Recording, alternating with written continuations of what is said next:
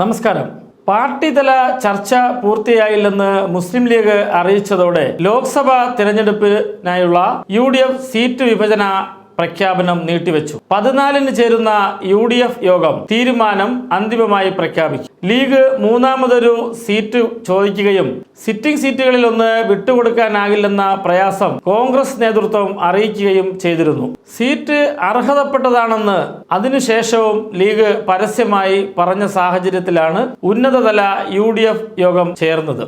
മുസ്ലിം league സംസ്ഥാന അധ്യക്ഷൻ പാണക്കാട് സാദിഖ് അലി ശിഹാബ് തങ്ങൾ വിദേശത്ത് ആയിരുന്നതിനാൽ കോൺഗ്രസിന്റെ നിലപാട് അടിസ്ഥാനപ്പെടുത്തിയുള്ള ചർച്ച പാർട്ടിയിൽ നടന്നില്ലെന്ന് ലീഗ് നേതൃത്വം അറിയിച്ചിരുന്നു.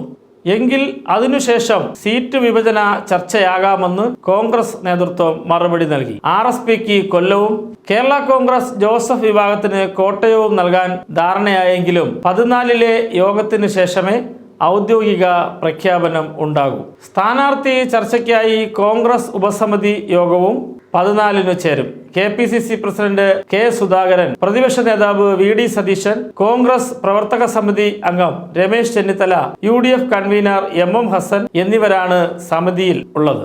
ആലപ്പുഴ, കണ്ണൂർ എന്നിവിടങ്ങളിലാണ് കോൺഗ്രസിന് സ്ഥാനാർത്ഥികളെ നിശ്ചയിക്കേണ്ടത്. ബാക്കി സീറ്റുകളിൽ സിറ്റിംഗ് MPമാർ തന്നെ എന്നതാണ് ധാരണ.